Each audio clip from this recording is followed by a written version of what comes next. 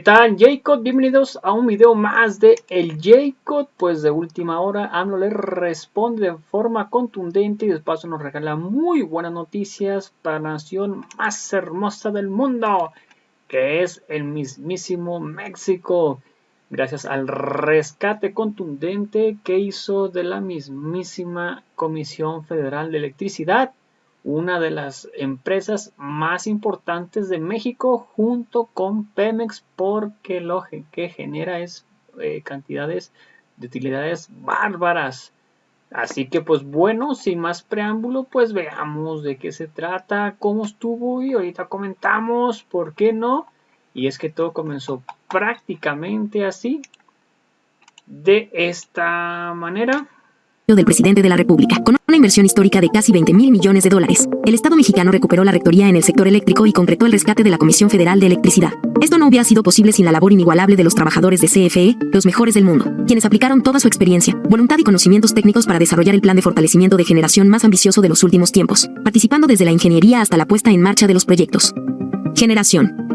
La CFE desarrolla 35 proyectos de generación a lo largo de todo el país, que representan una capacidad de 13,920 megawatts y una inversión de 9,171 millones de dólares. La nueva infraestructura eléctrica permitirá alcanzar el 56% de participación en el 2024. Transmisión. El enfoque de planeación del sistema eléctrico se transformó. Las administraciones anteriores diseñaron el despliegue de la red en beneficio de las centrales privadas y sus negocios asociados, por encima de las necesidades de la población. Ahora, en un ejercicio de planeación estratégica y desde una visión de Estado, la CFE elaboró un portafolio de 60 proyectos que fortalecerán el sistema eléctrico nacional. Con una inversión de 4,600 millones de dólares se construirán subestaciones, líneas de transmisión y se instalarán equipos de última tecnología para regular la tensión, a fin de garantizar la confiabilidad de la red nacional de transmisión. Distribución. La CFE tiene el firme propósito de electrificar el 100% de la población. En los últimos 6 años ha logrado pasar del 98,7% al 99,5% de personas con acceso a la electricidad. Para seguir contribuyendo a este objetivo, se han destinado 278 millones de dólares al desarrollo de 41 proyectos estratégicos de distribución correspondientes a subestaciones, transformadores, alimentadores y líneas de distribución. De esta manera la CFE garantiza el correcto funcionamiento de su infraestructura eléctrica en todo el proceso, desde la generación hasta el transporte de electricidad para llegar a los hogares y negocios de millones de mexicanos. Avance en los proyectos de generación. Energías limpias, proyectos fotovoltaicos e hidroeléctricos. Se consideran 22 proyectos de energía limpia conformados por la construcción de la central fotovoltaica Puerto Peñasco, en Sonora, que será la más grande de América, y la central solar Ñachicocom en Yucatán, que dotará de energía a los autobuses eléctricos cero emisiones. Además de la modernización y sustitución de los principales componentes de 16 centrales hidroeléctricas para aprovechar la infraestructura existente y alargar su vida útil por 50 años más. Y el equipamiento de 4 presas para convertirse en nuevas centrales eléctricas. Estos proyectos de energía limpia cuentan con una inversión histórica de 3,191 millones de dólares y representan 6,925 megawatts de capacidad, de los cuales se adicionan 1,573 megawatts al sistema eléctrico nacional. Los avances son los siguientes. Central fotovoltaica Puerto Peñasco, 100% finalizada. Central Ñachicocom, finalizada y en operación. El Fuerte, finalizada y en operación. Sanalona, finalizada y en operación. Humaya, finalizada y en operación. Novillo, finalizada y en operación. Infiernillo, avance físico 69%. La Villita, avance físico 92%. El Caracol, avance físico 83%. Simapán, avance físico 96%. Mazatepec, avance físico 86%. Portezuelos 1, avance físico 97%. Portezuelos 2, avance físico 97%. Minas, avance físico 70%. El Encanto, avance físico 77%. Malpaso, avance físico 50%. Angostura, avance físico 58%. Peñitas, avance físico 91%. Chicoacén 2, avance físico 52%. Santa María, avance físico 36%. Amata, avance físico 12%. Picachos, avance físico 52%. Centrales de generación de última tecnología a gas. Este portafolio está integrado por 13 centrales eléctricas, 10 centrales de ciclo combinado, de las cuales se han finalizado 3, 2 centrales de combustión interna finalizadas, y una planta aeroderivada también finalizada. Estas centrales de última tecnología tienen la finalidad de atender la demanda eléctrica en zonas estratégicas en el centro del país, así como robustecer las penínsulas de Yucatán y Baja California.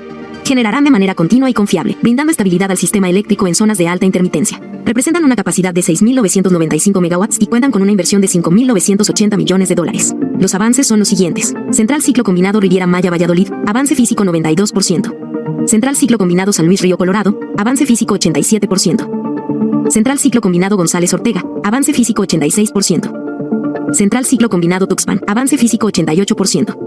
Central ciclo combinado Mérida, avance físico 92%. Central ciclo combinado Salamanca, 100% finalizada. Central ciclo combinado El Saus 2, 100% finalizada.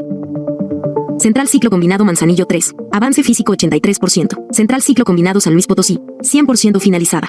Central Ciclo Combinado Lerdo, avance físico 84%. Central de Combustión Interna Mexicali Oriente, finalizada y en operación. Central de Combustión Interna Altar, finalizada y en operación.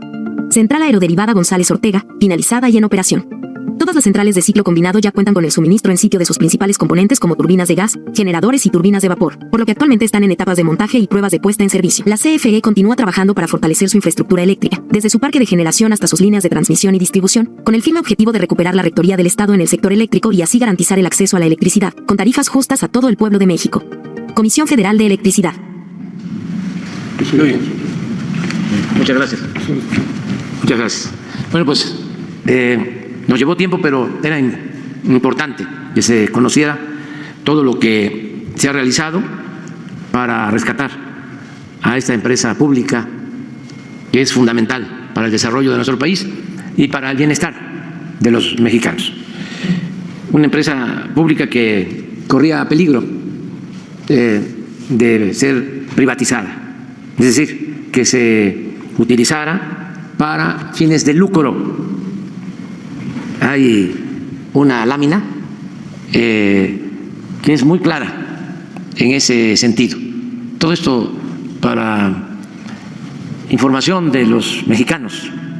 A ver si pueden poner la lámina donde se advierten, ¿no?, las mentiras de las grandes empresas, de los voceros de esas empresas, que no les importa el interés nacional, no les importa la economía popular, lo que les importa es el negocio y, en el peor de los casos, el atraco, el robo. Y eso ya se terminó, a robar a otra parte. Aunque digan electrocuta la Comisión Federal de Electricidad, red de transmisión, una gran mentira. Electrocuta. Me acordé de un presidente municipal de por allá, que cuando levantó la palanca para que quedara electrificado todo el pueblo, dijo, amigos ciudadanos, en estos momentos hemos quedado electrocutados todos. Pero nos querían electrocutar a todos. Este es el Reforma. Miren el Financiero. México le apaga la luz al no short. Falta de inversión en energía afectará a operaciones. El no short. O sea, eso que está de moda, ¿no? Que es que venga la inversión extranjera, que está llegando como nunca. ¿Sí? Pero como es un término de moda, ¿no? Hasta en los debates veía yo que los candidatos hablaban del no short. Y eso que ya está mejorando mi inglés, ya puedo decirlo. Forbes, no sé si es Forbes mundial o nacional, pero México corre el riesgo de no aprovechar el no short. ¿Quién creen que lo dice? El Fondo Monetario Internacional, que deberían de estar ofreciéndonos disculpas, ¿sí?, por todo el daño que nos causaron en el periodo neoliberal, porque eran los que definían la agenda nacional. Ellos eran los que le ordenaban a gobiernos títeres de México que se aplicara una política económica para afectar a los trabajadores, para congelar los salarios, para aumentar las tarifas de energía eléctrica, para privatizarlo todo.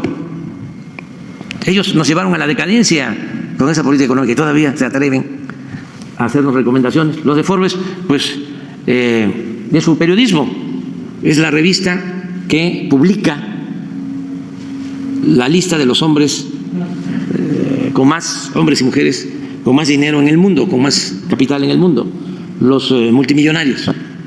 Luego, al límite, la red eléctrica en crisis en México amenaza el no shorting también. Ese es Excelsior. ¿Sí? Así es, ¿verdad? Ah, no, es Bloomberg. Es Bloomberg. Bloomberg es el Financiero. ¿Sí? Es una sociedad. Es lo mismo. Porque puede decir, no, es que Bloomberg es más profesional que el Financiero. No. Hace mejor periodismo el Financiero que Bloomberg. Nada más que estos son más famosos, ¿no?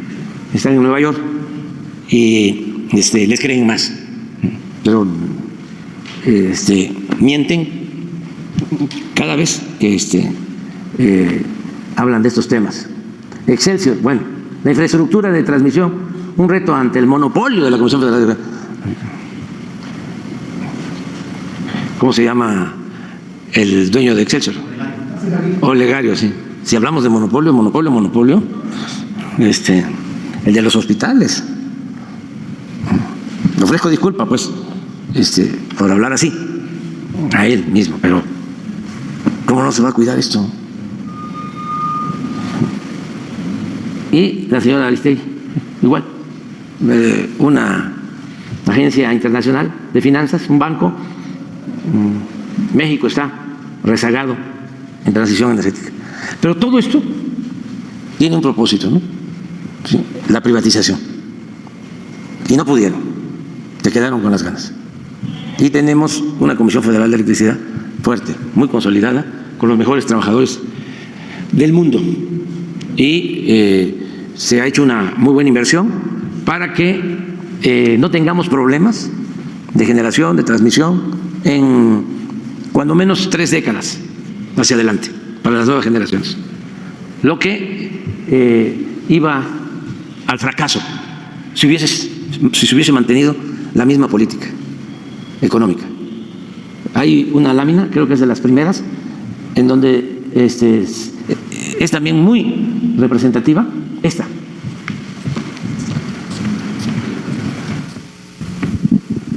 Miren, hasta aquí, la Comisión Federal era la empresa pública que generaba y distribuía toda la energía eléctrica. Desde que se nacionalizó en el gobierno de Adolfo López Mateos la industria eléctrica, desde 1960. Llega Salinas, ahí empezó, y reforma una ley secundaria. Todo esto por los constitucionalistas y abogados que ahora son tan defensores, ¿no?, de la legalidad, pero que en ese entonces callaban.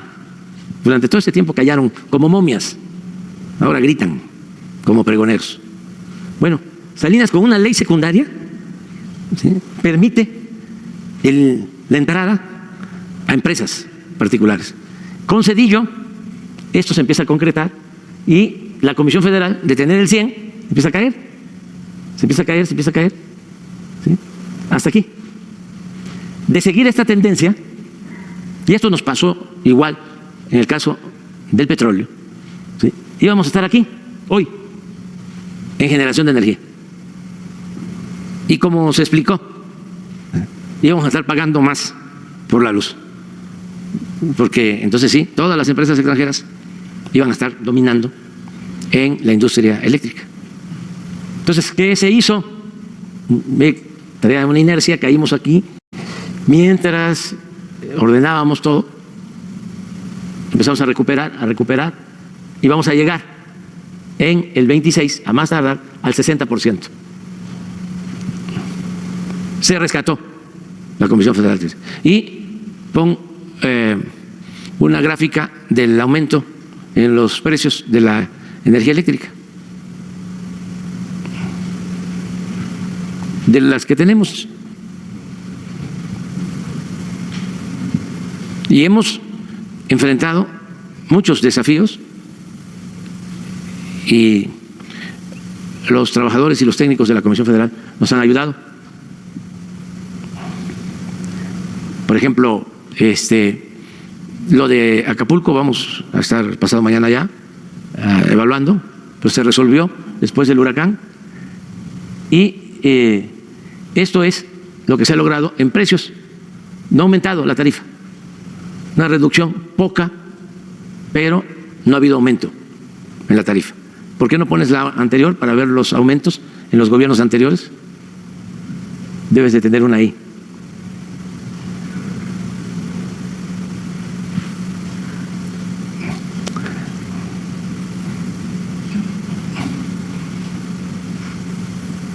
Ahí la van a encontrar. Ya nada más nos queda una entrevista que vamos a hacer muy peculiar aquí con Nancy. Vamos a tener una hora, un poquito menos, ¿no? Con una hora es suficiente para que no me vayas a dejar como un limón exprimido. si la tienen, de las que pasamos periódicamente, de los datos. Carlos Torres te la puede enviar. Pero bueno, esto es lo que se ha logrado. Si ustedes comparan esta tarifa con España, con cualquier otro país, no. Haya aumentado mucho el costo de la energía eléctrica. ¿Sí la encontraron? Si no, al rato. Vámonos. Es una entrevista con Nancy porque ella lo merece, como todas y todos ustedes. Nancy ha tenido una actuación destacada en el periodismo de investigación. Y mientras la mayoría de los medios, no todos, se han volcado en contra de nosotros, de la transformación del país, la revista de Nancy, Contralínea, ha estado haciendo un periodismo cercano a la gente, distante al poder.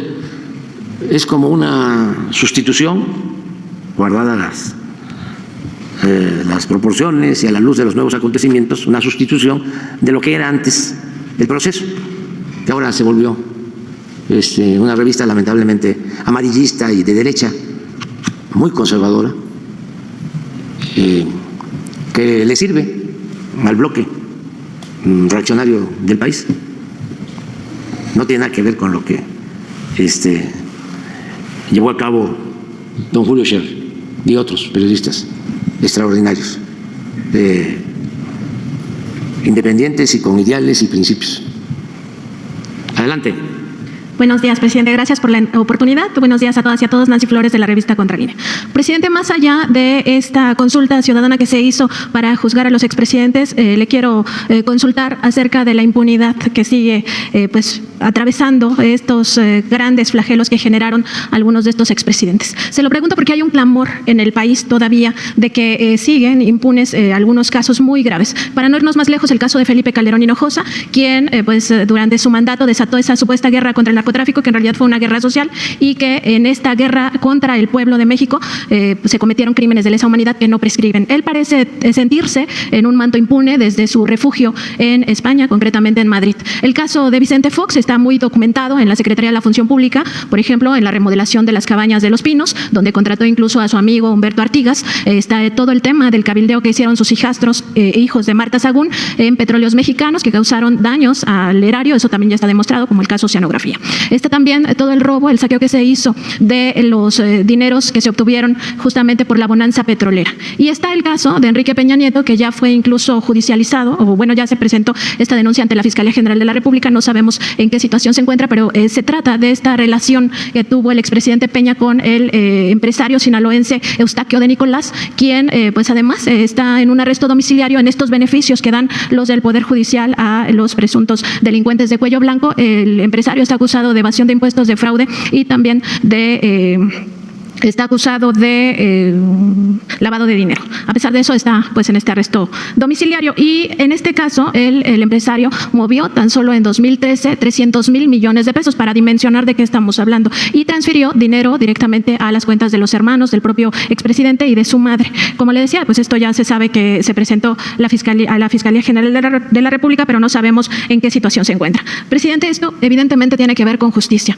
No son actos políticos, no son actos de venganza, y viene un periodo en el cual se renueva el Poder Judicial de la Federación. Si esta reforma abriría una oportunidad para que sean juzgados estos delitos, nadie los está inventando, estos crímenes se cometieron en esos sexenios, si se abre la oportunidad para que el pueblo de México por fin obtenga justicia en su propio país y no tenga que ir a instancias internacionales.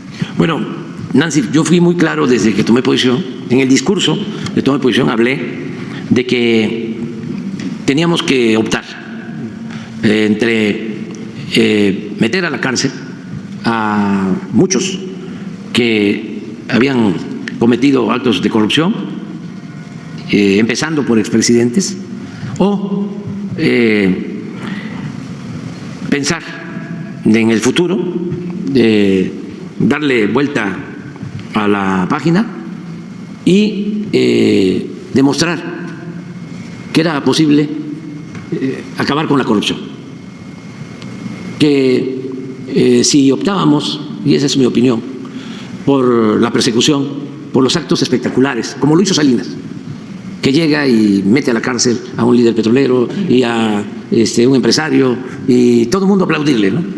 Y luego él termina entregando a amigos cercanos bienes del pueblo, de la nación. Es sin duda el presidente que más promueve la desigualdad social en el país. Es el padre moderno de la desigualdad, porque unos cuantos se hacen inmensamente ricos con bienes del pueblo y de la nación. Pero con estas medidas espectaculares, al año de haber llegado, ya se les había olvidado a la mayoría, también por el control casi absoluto de los medios de comunicación, por la propaganda política, ya se les había olvidado de que se había cometido un fraude electoral y que lo habían impuesto en la presidencia. Y le aplaudían en todos lados. Entonces dijimos, eso no, vamos a que se lleve a cabo una verdadera transformación y vamos a hacer que se ponga en la agenda, en los primeros lugares, el problema de la corrupción. Y vamos a hacer conciencia en eso y vamos a estigmatizar la corrupción. Vamos a demostrar que la corrupción política es la causa de la desigualdad económica, la causa de la pobreza. Vamos a demostrar que es el mal que más aquejaba a nuestro país, con el ejemplo. Pero si metíamos a la cárcel a los corruptos y teníamos que empezar de arriba para abajo, pues nos iba a llevar muchísimo tiempo y no íbamos a poder sentar las bases de la transformación. Por eso hablo de que la política es optar entre inconvenientes. Y es justicia también, la no repetición. O sea, así como es justicia meter a la cárcel a un corrupto, también es justicia el prevenir para que no se repitan atracos, latrocinios, actos de corrupción que dañan a la sociedad, que dañan al pueblo. Entonces, esa fue mi postura, eso es lo que hemos hecho. No hemos presentado ninguna denuncia en contra de los expresidentes. Pero como sabía, porque tengo alguna experiencia en el oficio noble de la política, sabía que al final me iban a decir los mismos mafiosos de que yo había tolerado la corrupción y que no había yo castigado, investigado, encarcelado a expresidentes o a otros altos funcionarios públicos. Dije en su momento, esa es mi opinión. Mi opinión es no perdamos tiempo y vamos hacia adelante a demostrar de que se puede. Es decir, se acabó con la corrupción. Pero como podrían decir, fue cómplice, sí, o toleró la corrupción, convoqué a una consulta para que el pueblo decidiera de conformidad con lo que establece el artículo 35 de la Constitución. Y se llevó a cabo esa consulta y se le preguntó a la gente. Pero como los medios, volvemos a lo mismo, estaban y siguen estando muy controlados por los grupos de intereses creados, pues no les importó, no difundieron de que iba a haber esta consulta. Los partidos del bloque conservador convocaron a no participar en esta consulta y de acuerdo a la ley se tenía que contar con una participación para que el resultado fuese vinculatorio, es decir, para que se llevara a efecto la investigación en contra de los expresidentes, se necesitaba una participación mayor del 40%. ¿Y qué sucedió? Se llevó a cabo la consulta, pero no se alcanzó la participación del 40%. Sí es importante decir que la mayoría de los que participaron pidió que se iniciaran procesos en contra de los expresidentes. Entonces, ¿qué pienso? que lo que hemos hecho entre todos, de no tolerar la corrupción, de denunciarla, porque antes, eso es muy importante, antes no solo se fomentaba, sino se toleraba y se veía como una cuestión normal. Un expresidente llegó a decir que la corrupción era parte de la cultura del pueblo de México. Y nadie, ninguno de estos periodistas famosos, conductores de radio, de televisión, ninguno hizo una mención a ese absurdo, ofensivo para el pueblo de México. Y lo mismo, no existía la palabra corrupción en el discurso político. No se hablaba de corrupción en el Congreso, mucho menos en el Poder Judicial, ni en el Ejecutivo, bueno, ni en la academia, ni en las universidades. Lo he dicho varias veces durante todo el periodo neoliberal. No se elaboraron tesis de licenciatura, de maestría, de doctorado sobre el principal problema de México, que era la corrupción. Entonces, hemos avanzado mucho porque eso ya no es como antes. Ya esa tolerancia a la corrupción, el aplaudir a los corruptos, el que se dedicaran a robar y no perdieran ni siquiera su respetabilidad, ya eso ya no existe. Ahora la gente denuncia y ahí están los resultados electorales. ¿Por qué no ganan los conservadores? Porque son muy corruptos y la gente lo sabe. Muy corruptos y muy hipócritas. Fíjense lo que declaró el presidente del PAN. Marco Cortés. Sí. ¿Cómo se llama? Marco Cortés. Marco Cortés. No vi la entrevista, pero me platican. A lo mejor puedes sacar ahí un fragmento al rato para constatar si es cierto o no. Pero le confiesa al periodista René Delgado que se habían equivocado, porque ellos debieron de haberse opuesto a los programas de bienestar. Fíjense, porque los programas de bienestar, esto lo dice pasada la elección, porque los programas de bienestar van en contra de su doctrina, si se le puede llamar doctrina a eso. Porque ellos son partidarios de la falacia esa, ¿sí?, engaña bobos, que crearon en el periodo neoliberal, de que en vez de entregar un pez había que enseñar a pescar, como si fuese una cosa fundamental, ¿no?, en la concepción de la sociología, de la política, de la filosofía, de la antropología, ¿no? Qué barbaridad, ¿no? Qué gran frase, ¿no?, atribuida a los pensadores asiáticos. En vez de dar un pescado, enseña a pescar, o en vez de enseña a pescar en vez de entregar un pez. Esa es una falacia, es una quimera, un sofisma. Esa es una concepción ridícula. Vas a enseñar a pescar y no vas a dar pescado. ¿Y en dónde va a pescar entonces la gente? ¿Qué va a pescar? ¿Qué no es la obligación del Estado conseguir la felicidad del pueblo? El Estado puede incumplir con su responsabilidad social. Pero aparte de ser un absurdo, este planteamiento que lo repitieron en el periodo neoliberal muchísimo, claro, no lo aplicaban en el caso de los banqueros.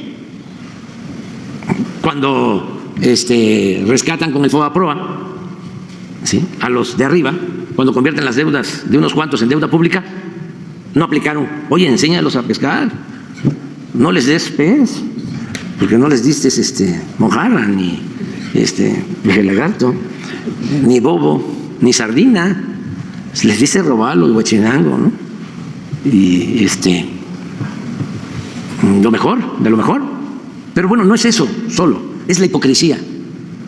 O sea, ¿qué no la candidata, para engañar al pueblo, firmó que iban a mantener los programas de bienestar?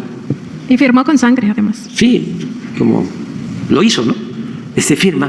Entonces, son unos mentirosos, hipócritas. Nada más que cometen un error garrafal.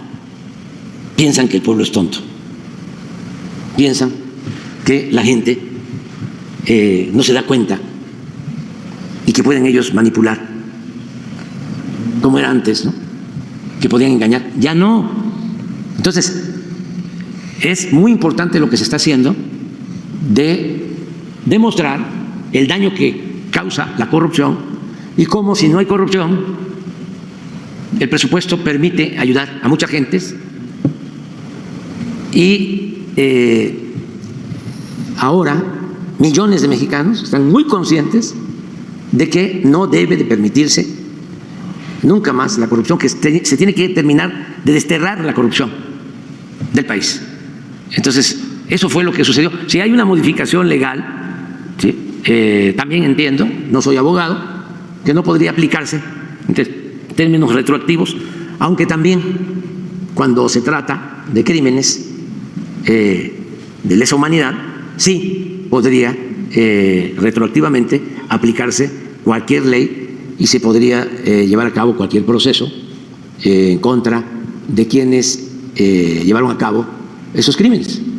Pero eso va a corresponder ya a los que vengan después, adelante. Yo soy partidario de que sigamos limpiando de corrupción al país, que ese es el camino, que eso nos fortalece moralmente, le da autoridad a los gobernantes y, por si fuese poco, se liberan muchos fondos para el desarrollo.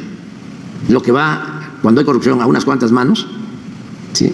Lo que se acumula en unas cuantas personas, si no hay corrupción, se distribuye entre todos y alcanza a todos y permite mejorar las condiciones de vida y las condiciones de trabajo.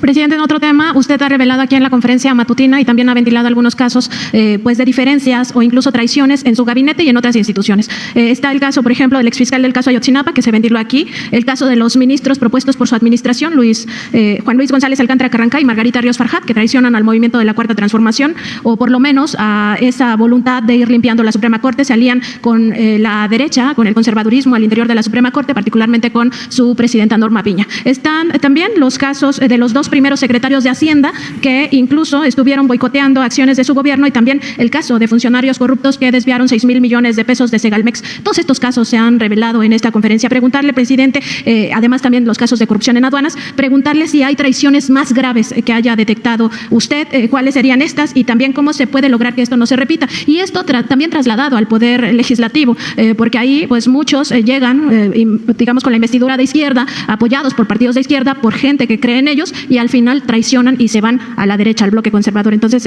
eso, presidente, si se han detectado. Yo creo que he padecido poco de traiciones, o las traiciones que hemos enfrentado no han tenido efectos nocivos.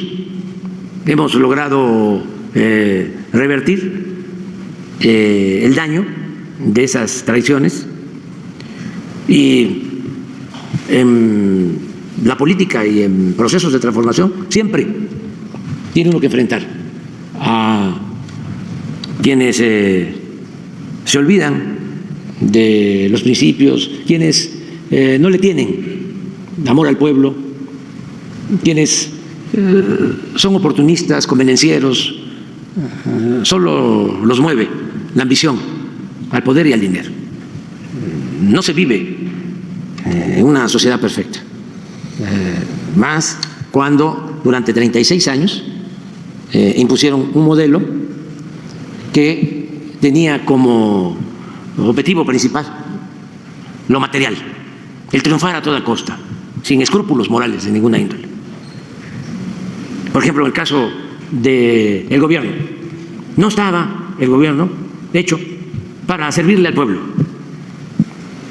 El gobierno era un facilitador para el saqueo, para el robo, Y así actuaban muchos funcionarios. Y se veía regreso a lo mismo, como algo normal. Y en la academia, en las universidades, lo mismo.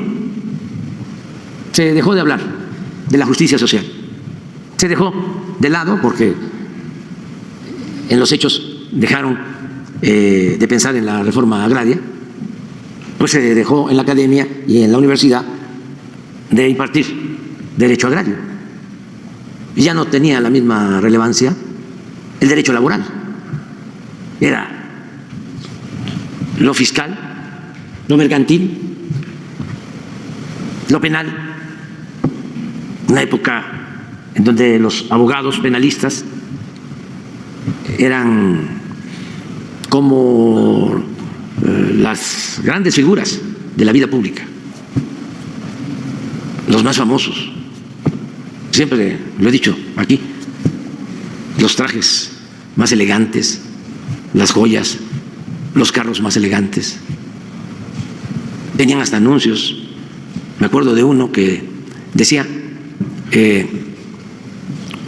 no tengo ningún cliente en la cárcel. Y se dedicaba a defender a corruptos, famosos. Entonces, siempre hay traiciones. Y repito, más en las épocas de decadencia. Sin embargo, no ha pasado a mayores. Una de las cosas que más lamento fue el fraude en Segalmex, porque era una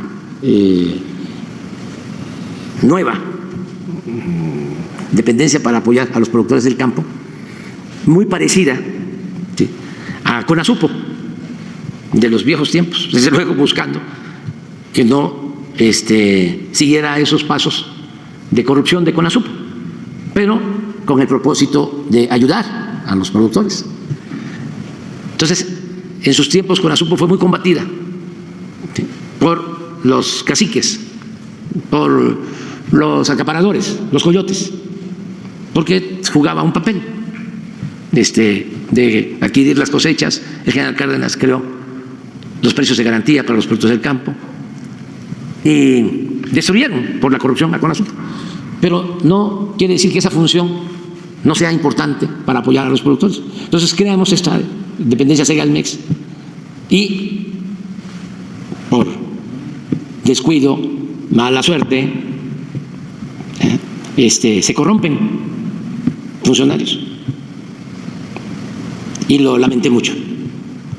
Claro, están en la cárcel los responsables y no hay impunidad para nadie. Yo diría que esa es la mancha que me llevo, aún cuando enfrentamos esa corrupción sin tolerancia de ningún tipo. Se recuperó el dinero, también eso se tiene que informar. Antes de que yo me vaya, va a venir aquí a informar sobre eso el secretario de la Función Pública. Pero es un caso aislado. No hay nada que haya significado, como era antes, ¿sí?, un acto de corrupción mayor o muchos actos de corrupción, como sucedía en los anteriores gobiernos. Por eso puedo sacar el pañuelo blanco. No hemos permitido la corrupción de nadie, y las traiciones pues no han hecho mella. En el caso de Hacienda, pues traían una política apegada al Fondo Monetario Internacional, al Banco Mundial. Recuerden ustedes que durante todo el periodo neoliberal, desde 1983 hasta el 2018, México no elaboraba con apego a nuestra realidad un plan de desarrollo. Los gobiernos de México se dedicaban a cumplir con las recomendaciones que enviaban los organismos financieros internacionales. Ellos ponían la agenda. ¿De dónde surge lo de las reformas estructurales? Antes las cartas de intención, luego las reformas estructurales, pues de los organismos financieros internacionales, y no solo se aplicaban en México, se aplicaban en todo el mundo. Reforma laboral, reforma fiscal, reforma educativa, reforma energética. Era en México y en Argentina y en España y en cualquier país. Era el mismo guión, la misma agenda. Entonces, por primera vez en 40 años, nosotros tenemos un plan de desarrollo propio,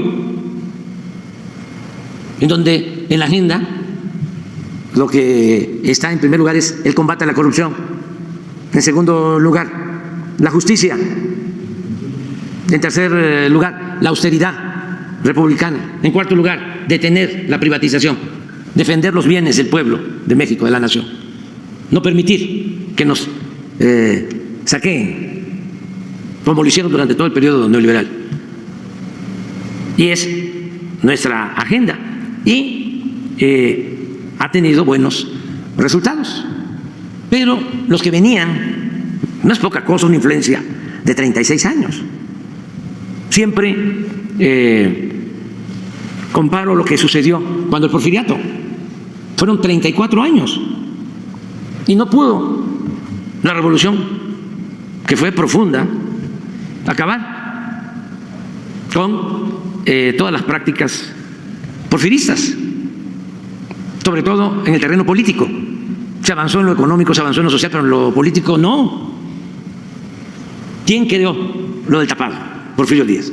¿Y hasta cuándo se mantuvo el tapado? Pues hasta después de la revolución.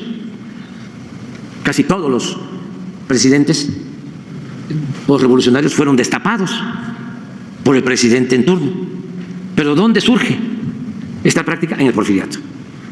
Y la revolución no pudo quitar esta práctica. El dedazo, ¿de dónde surge? Del porfiriato. La reelección que regresó, del porfiriato. El acarreo, del porfiriato. El de la simulación que se mantuvo después de la revolución, del porfiriato, de respetar la Constitución en la forma para violarla en el fondo. 3 poderes, sí, eso lo creó Porfirio Díaz. Pero el poder de los poderes era él. No había división y equilibrio entre los poderes. Es hasta ahora. ¿Ustedes creen que en el sexenio anterior al nuestro se rebelaban los ministros? No, porque yo llegué aquí para transformar y no quise hacer ningún tipo de enjuagues políticos. No quise ninguna componenda, porque lo que el país requiere es cambios, es transformación. No me afectó tampoco el que en efecto presenté la terna para que entraran ministros y se volvieron ahí traidores, mejor dicho traidorzuelos, que traidor es otra cosa. La traición a la patria pues se aplica y nunca se ha castigado a los expresidentes. Lo de los funcionarios pues es no un asunto de traición, sino a la patria, son traidorzuelos. Pero tampoco afectó, al contrario, ayudaron. Imagínense que uno de los que yo propuse, porque también comete unos errores, la perfección tiene que ver con el creador. Uno está expuesto a equivocarse. Además, así es la condición humana, ¿no? Uno de los que propuse fue el que en su casa de Las Lomas se reunió o hizo posible la reunión del presidente del PRI con la presidenta de la Suprema Corte. Imagínense el favor que nos hizo. ¿Qué voy a estar enojado con él? Al contrario, ¿sí? Le tengo que agradecer. Es como si yo estuviese enojado, ¿no?, con Aguilar Camín o con Claudio X González. No, hasta los voy a condecorar. porque nos han ayudado mucho. Al enseñar el cobre, nos perjudicaba mucho la simulación. El que se manejaran en dos aguas, la política robalera. Y ahora no. Ahora es hasta para un desplegado, se los sugiero, de abajo firmantes, hablando de que está mala su representación, ¿cómo le llaman? Sobre representación, ¿sí? Y que hay que violar la Constitución. Pues es eso. La Constitución establece una fórmula, pero a ellos ya no les gusta. Entonces, ¿por qué no hacen un manifiesto? Y lo firman todos. Ya para terminar de quedarse como el rey va desnudo, despojarse ya de todo, ¿no? Entonces, no hay que preocuparse cuando hay traiciones, no hay que preocuparse cuando hay campañas de calumnia, esto para los jóvenes, no hay que preocuparse tanto cuando hay respuesta de los grupos privilegiados. Incluso hay que estar muy consciente de que en esta tarea, en este proceso de transformación, se tienen que pagar cuotas de humillación. Pero lo más importante de todo, por lo que no debe uno de preocuparse y por lo que no debe pasar nada, o no hay nada que temer, es que se está luchando por una causa justa. O sea, que no es en vano el que nos ataquen, porque se lucha por una causa justa. Malo sería que no se luchara por una causa justa. Entonces sí, nadie resiste. Si se busca transformar, hay que luchar por una causa justa, hay que estar pensando en el pueblo y hay que hacer de la vida pública una línea recta y poner por delante la honestidad. Y así no pasa nada, absolutamente. Se siente uno muy feliz. Puede uno enfrentar cualquier desafío, cualquier adversidad. Entonces, tengo que decir que soy un afortunado porque no padecí de muchas traiciones y de las traiciones que padecí no causaron ningún daño al proceso de transformación. Ahora, también, hablando de traiciones, ¿saben ustedes quiénes no traicionan? Los pobres. O para decirlo más en lo general, el pueblo no traiciona. Por eso, si se quiere hacer política, si se quiere transformar, hay que estar pendiente, atendiendo, recogiendo los sentimientos del pueblo. Porque ahí está la lealtad, en el pueblo.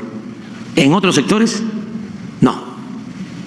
Suele pasar que en política los amigos son de mentira y los enemigos de verdad. Entonces, en el pueblo, yo tengo esa experiencia. Quien siempre me ha sacado adelante ha sido el pueblo. Desde que empecé en la vida pública. ¿Quiénes me sacaron adelante en Tabasco? Los indígenas chontales, los más pobres. ¿Quién me sacó adelante cuando la ola azul y frente a todas las campañas en radio, sobre todo en televisión, cuando fui candidato a jefe de gobierno? El pueblo de Iztapalapa. ¿Quién me sacó adelante cuando me desaforaron? La mafia del poder, que se unieron todos, PRI, PAN, todos, para destituirme como jefe de gobierno. ¿Quién me sacó adelante? ¿Cuántos se movilizaron? Más de 1 millón de personas aquí en la ciudad. Y tuvieron que dar marcha atrás. El pueblo. ¿Me ayudaron los medios? Si acaso 1, 2. ¿Me ayudaron los de la radio? ¿Me ayudó Televisa? ¿Me ayudaron los empresarios? ¿Me ayudaron los intelectuales? ¿Me ayudó Aguilar Camín? ¿Me ayudó Krause? No, el pueblo. Y solo el pueblo puede salvar al pueblo. Y con el pueblo todo y sin el pueblo nada.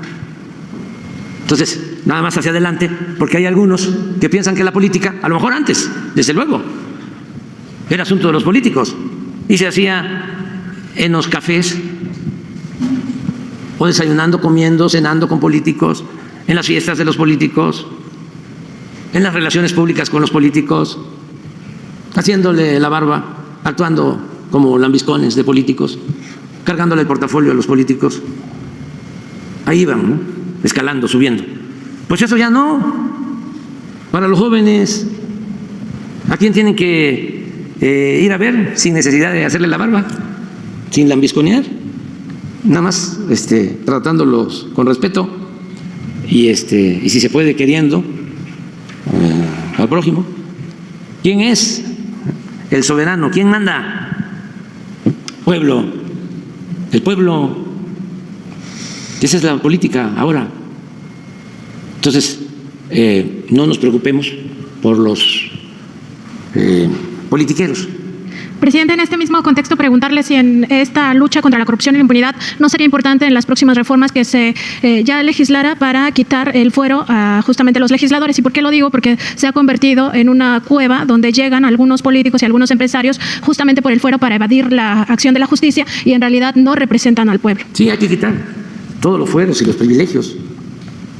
Eso se tiene que hacer en el caso de todos los servidores públicos y tiene que tener el mismo trato cualquier servidor público que el trato que se le da a un infractor, a un ciudadano.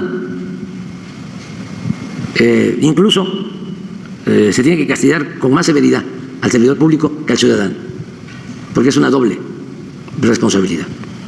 Es el delito que él comete y el daño que causa a la sociedad. Presidente, y más allá de esta bandera que tomó la oposición sobre la supuesta militarización del país, me gustaría preguntarle, además de esta supuesta militarización, en realidad fue una bandera porque muchos de los empresarios que forman parte de este bloque conservador en realidad se quedaron sin estos contratos multimillonarios de construcción, ahora que la Sedena tiene también estas labores, ¿no?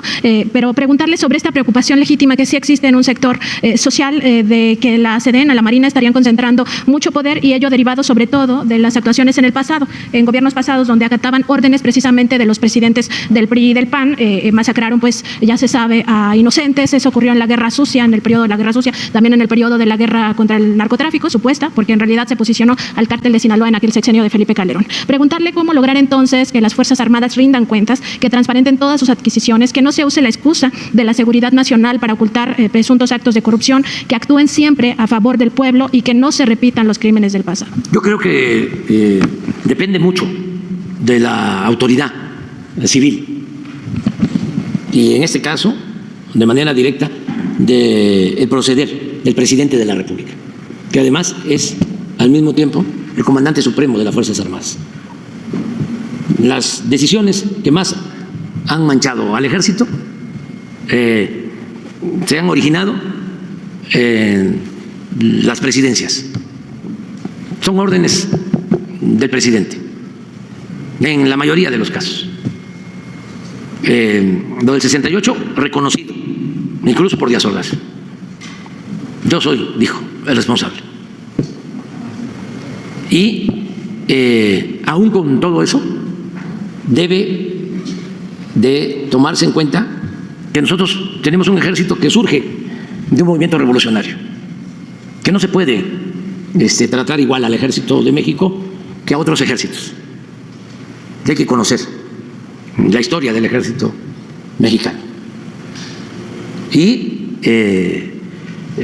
también no olvidar que el ejército es pueblo uniformado y que el ejército no ha sido usado para el enriquecimiento de sus mandos superiores, como en otros países. Los generales de división, ni en activos ni retirados, son parte de la oligarquía de México. Son hijos de campesinos, de obreros, de maestros, de mecánicos, de soldados, de comerciantes. Es un ejército distinto. Y no es un asunto de militarización. Yo les preguntaría, en los últimos tiempos, ¿quién estuvo metido permitiendo la actuación de los narcotraficantes? ¿Y cuándo es que hubo una especie de narcoestado o un narcogobierno? ¿Quién era el operador? Un civil formado en la época de Salinas, ¿no? ¿O era un militar? No. Entonces, y además a nosotros nos ha ayudado mucho el ejército, y no para reprimir, porque no se reprime a nadie. No ha habido, como era antes, no ha habido masacres, ni se ha desaparecido a nadie, porque depende de quién gobierne.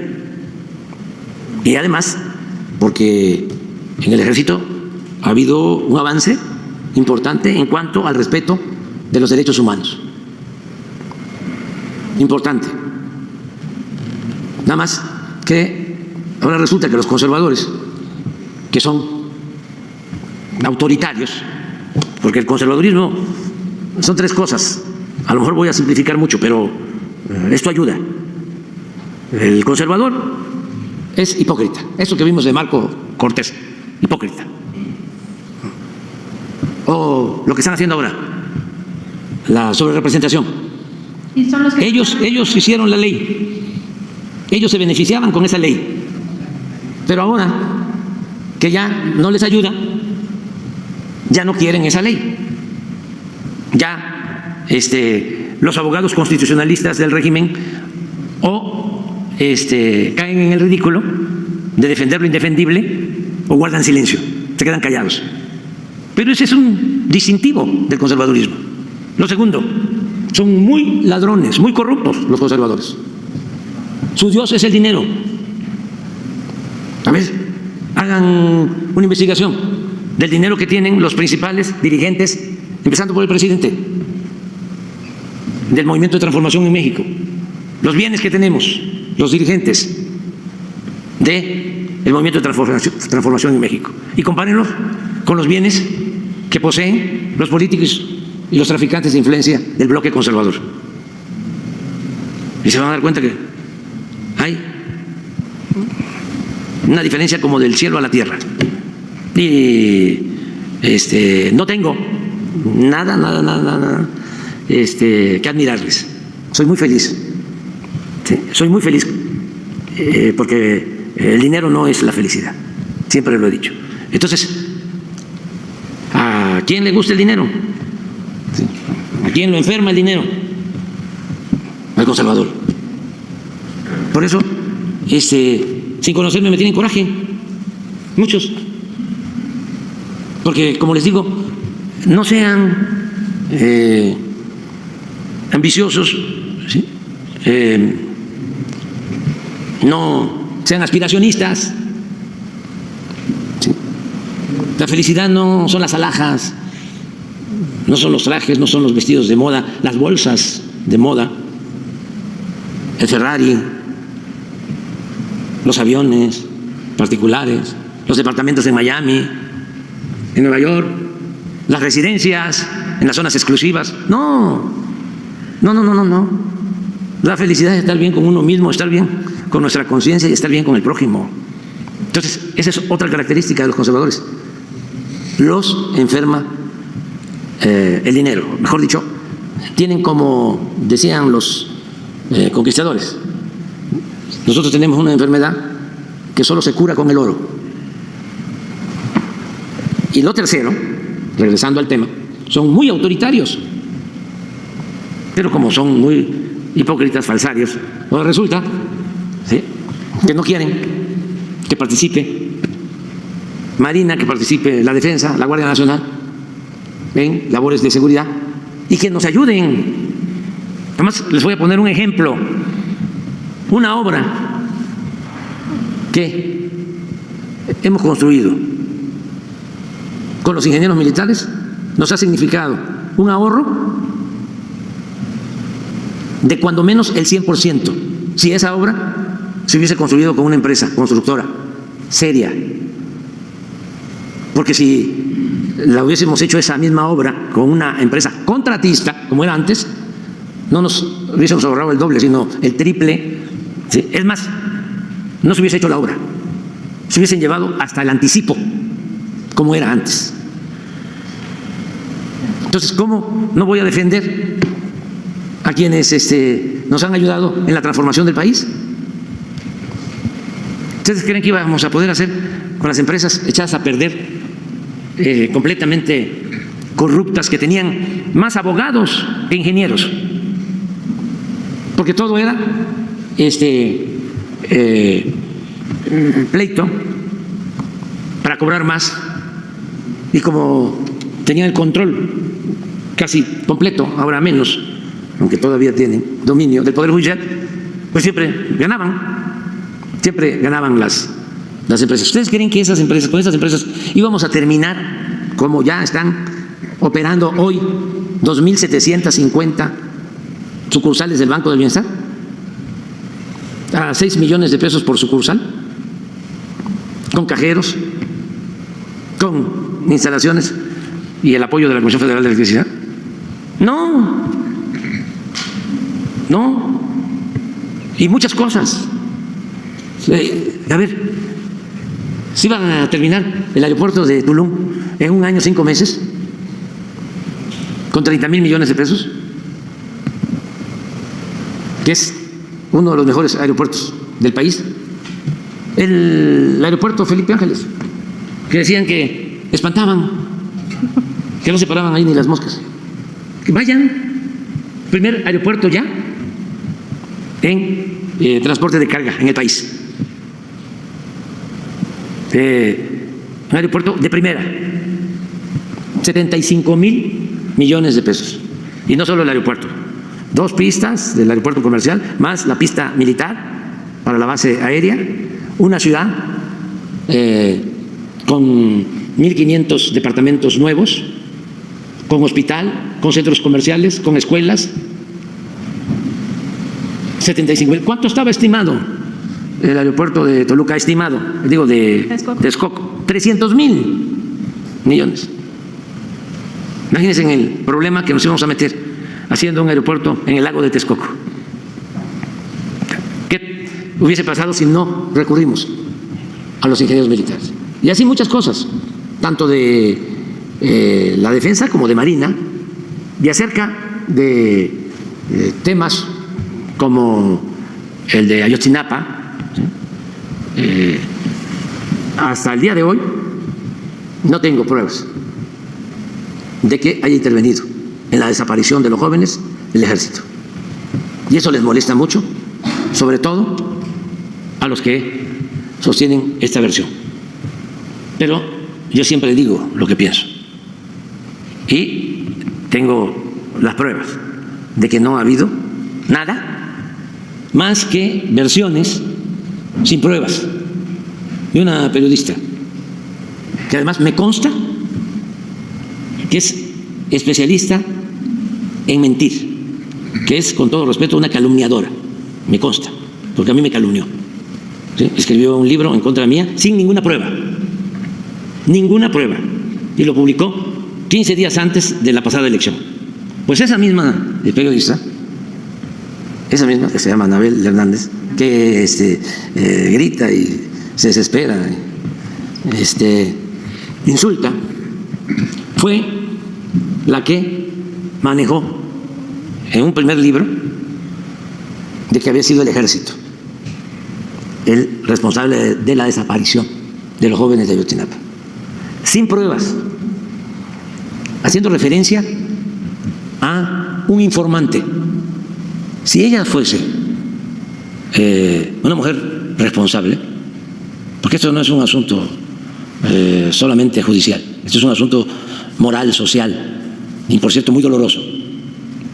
ella debería de haber contribuido, si es cierto su dicho, a dar a conocer quién fue su informante.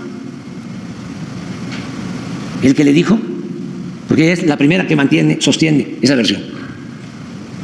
¿Quién fue el que le dijo de que un capo famoso que operaba en Iguala dio la orden de que escarmentaran a los jóvenes, porque los jóvenes fueron a la central de Iguala, tomaron unos camiones y en un camión iba droga, heroína, que este capo famoso mandaba de Iguala a Estados Unidos? Y que como los jóvenes tomaron el camión y se dieron cuenta de que iba la droga, entonces este capo famoso, esto es Anabel, este capo famoso dio la orden de que les dieran un escarmiento.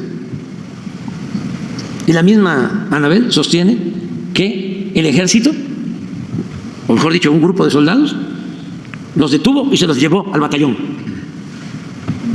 de Iguala, por órdenes del capo famoso. Bueno, pues resulta que ese es el único señalamiento que hay, sin prueba. ¿Por qué no nos dice ella y nos ayuda quién fue el informante? Porque su capítulo del libro en aquel entonces se llama Fue el ejército. Y también, ¿por qué no nos aclara por qué fue ella como testigo a Estados Unidos a proteger al juez de Iguala, que sostuvo que los muchachos nunca habían estado en la comandancia de Iguala, y que a partir de ese dicho los integrantes del Departamento de Justicia de Estados Unidos le concedieron asilo político a ese juez? Entonces, que nos diga quién la llamó para que fuese testigo y favoreciera a este juez y que consiguiera su asilo. Y ya que de una vez también nos diga qué relación tiene con la DEA, la señora Anabel Hernández, y por qué la consigna de culpar al ejército sin pruebas.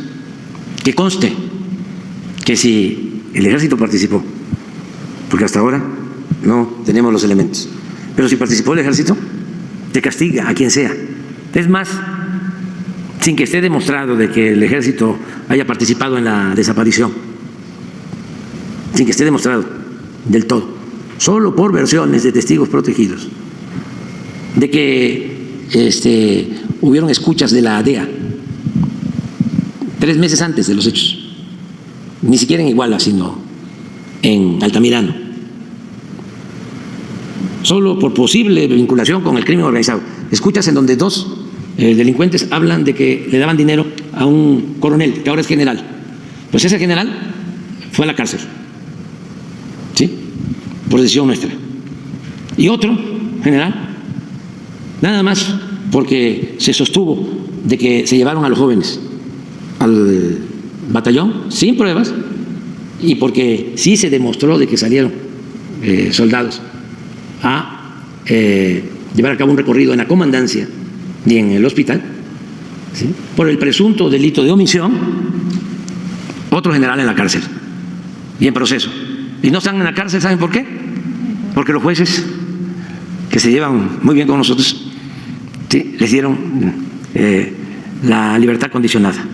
Pero estamos hablando de 2 generales, ¿sí?, y de varios oficiales, como 20 elementos del ejército. Nosotros no vamos a permitir la impunidad de nadie, pero lo que queremos es llegar a la verdad, y eso es lo que le vamos a comunicar a los padres, y es lo que les envié a los padres en un documento que a los adversarios nuestros no les pareció, pero siempre vamos a hablar con la verdad.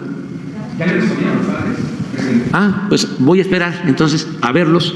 Los voy a ver el martes. ¿Va a leer esa carta que ayer enviaron? ¿La reunión con Claudia Sheinbaum, la presidenta? Sí, el lunes creo los voy a ver. Es que no había querido decir nada. No solo, si ellos ya respondieron, pues ya voy a subir a la red. Ahora sí, los documentos.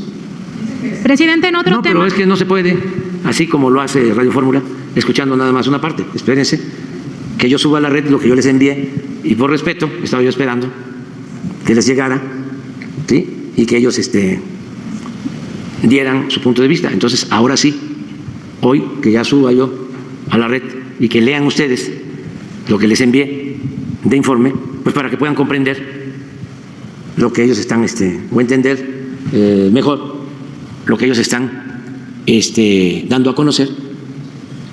Además tienen todo su derecho de hacerlo. Por eso, esperen, que espere el Universal. Espérense, ya sabemos que siempre van a estar en contra de nosotros. O sea, no, el Universal es... No. Ya estás como Claudio X González. Cuando la reforma educativa decía Claudio, no, es que me preocupan mucho los niños. Así estás tú. No, tú no, tu periódico. No, tu periódico sí. Con tu periódico es, si le ensartas, pierdes. Y si no le ensartas, perdiste.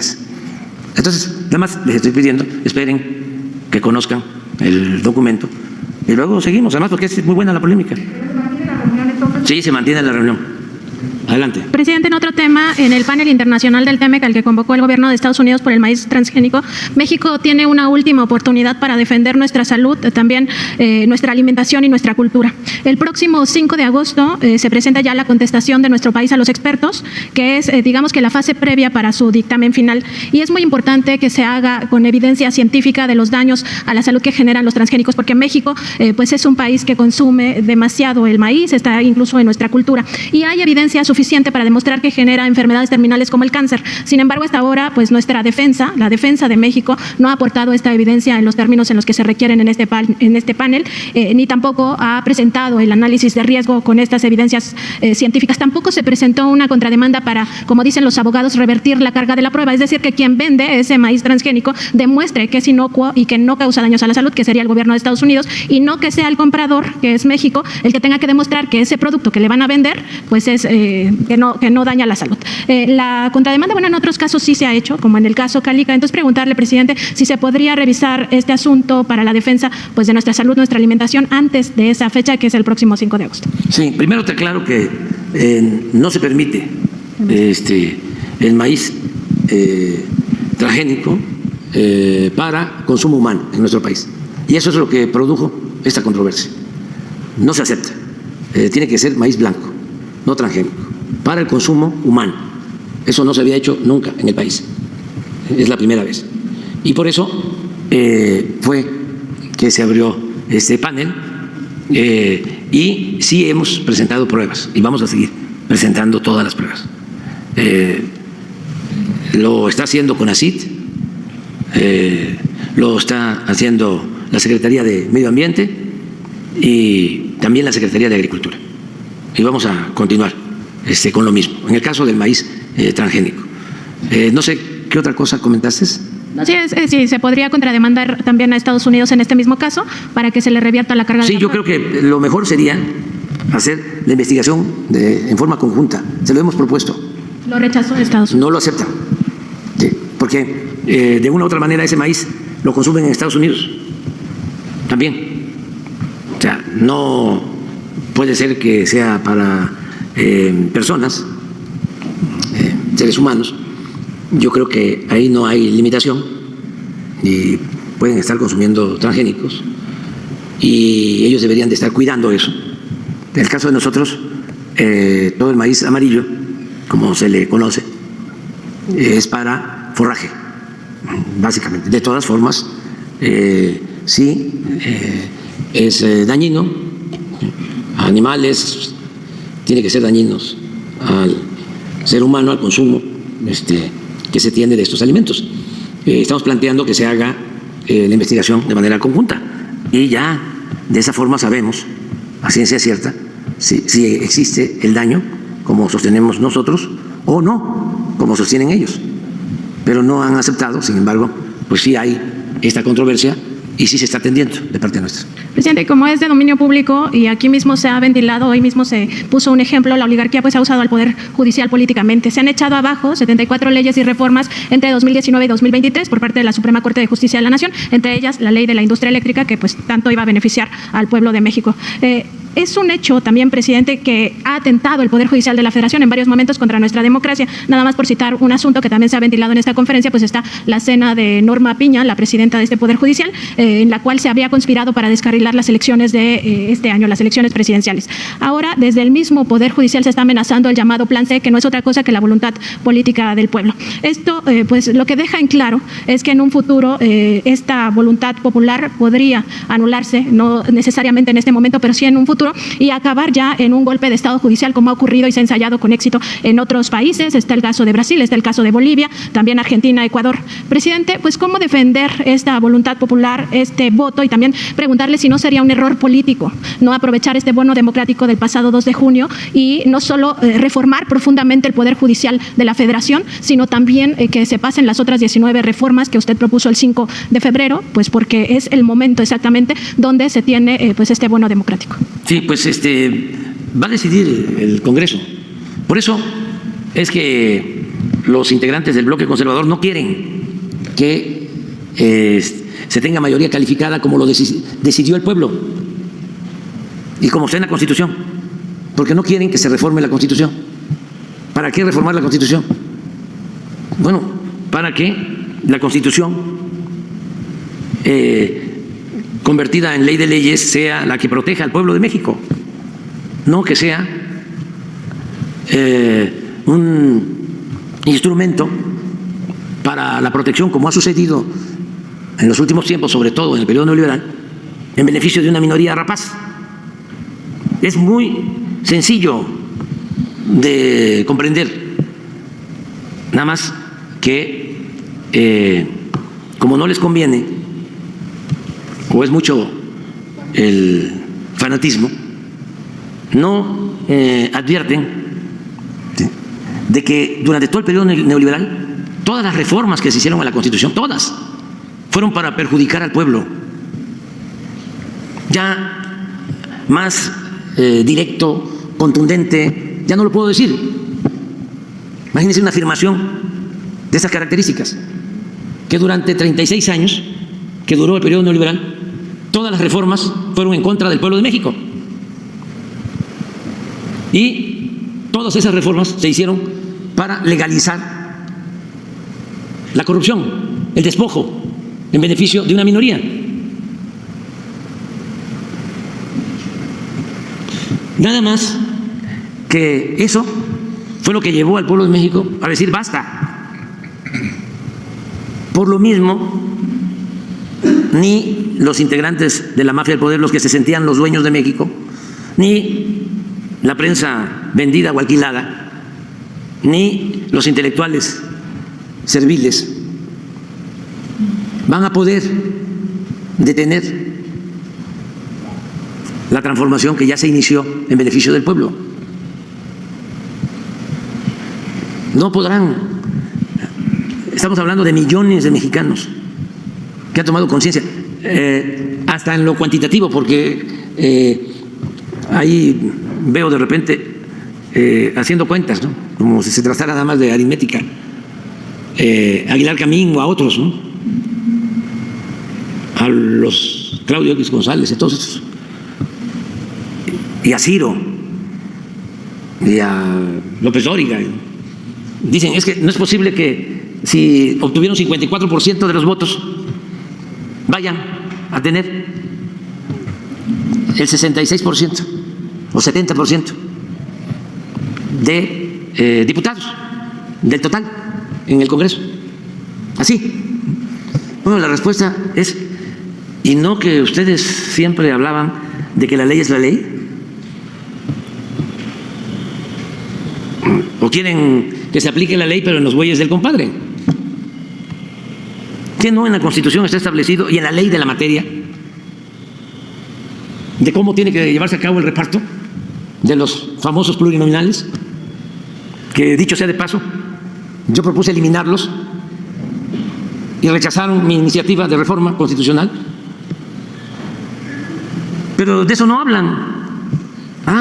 Pero así como dicen ellos, ¿cómo con el 52 o el 54 se obtiene el 66? Yo digo, ¿cómo? A ver si no tienes de casualidad un mapa de cómo votaron en los distritos los mexicanos. ¿Saben ustedes que en el 85% de los 300 distritos ganaron los que estaban a favor de la transformación? En el 85%, no en el 70%. ¿Por qué no va a tener mayoría calificada? Quienes formaron parte de la coalición. ¿Por qué no? Si cada partido obtuvo votos más.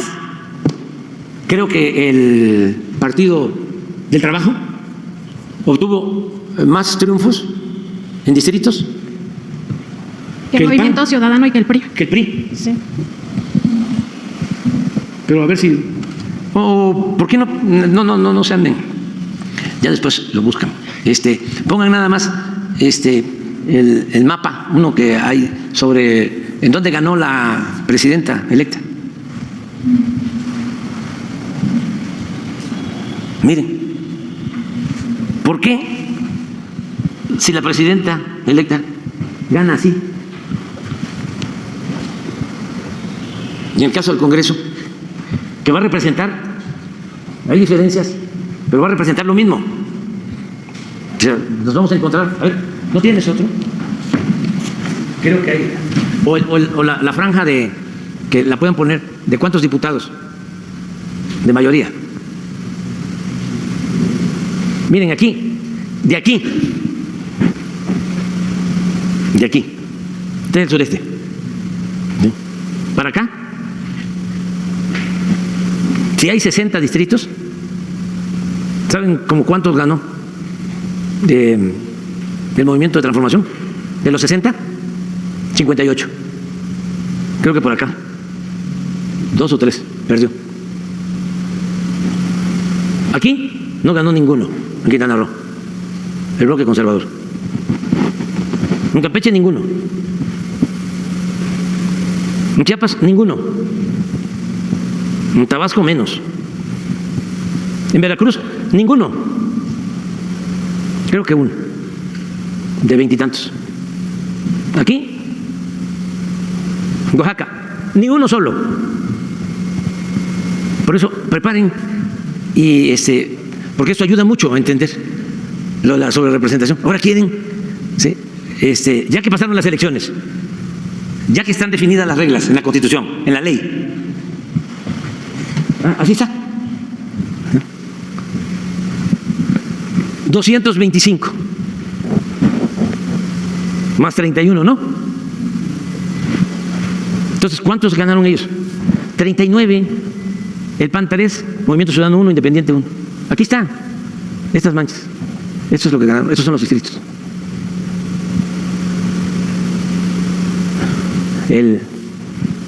Entonces, ¿qué les extraña? Habló México, habló el pueblo, y ahora no quieren. Entonces, ¿cómo van a distribuir entonces? ¿Cómo se va a hacer la distribución? Quieren darle, en vez de 39, más 3, 42.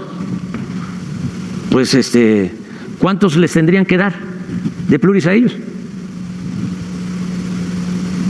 Como 100 más. Para que el Movimiento de Transformación no alcanzara la mayoría absoluta. Pero, ¿con qué fundamento les dan más? ¿Con qué fundamento legal? Si no está en la Constitución, si no está en la ley. Lo que está en la Constitución y está en la ley es esto.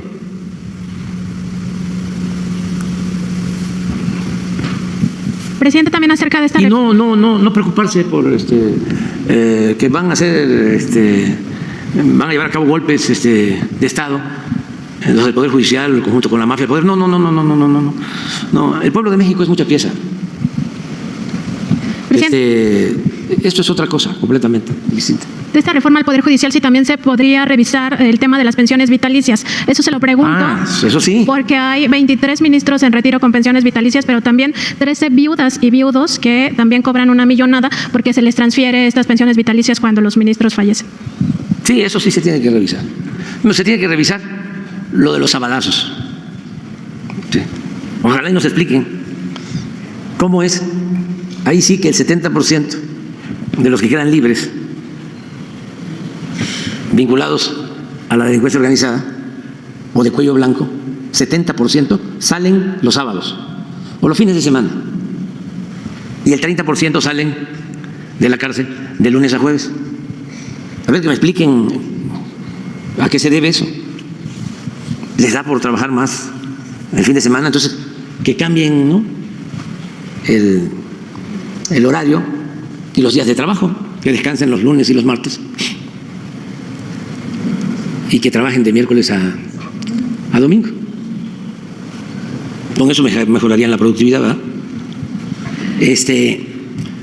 También que me digan, o sea, a lo mejor los abajo firmantes también pueden ayudarles, los conductores de radio, de televisión, que explique ahí Ciro y López Dóriga, Loret, ¿por qué ganan más que el presidente? Si la Constitución dice lo contrario, que nadie debe de ganar más que el presidente de la República. Y que nos diga por qué se reunió la presidenta con el presidente del PRI en campaña, qué trataron. Además, habían 2 o 3 magistrados electorales.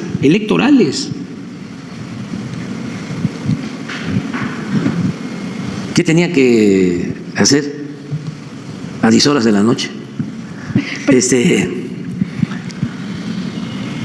La señora Piña con Moreno. Alito Moreno. ¿Sí? ¿Qué trataron? Presidente, ya se terminó la bueno, entrevista. Muchas gracias, Vámonos a desayunar. Un abrazo a ti. Gracias.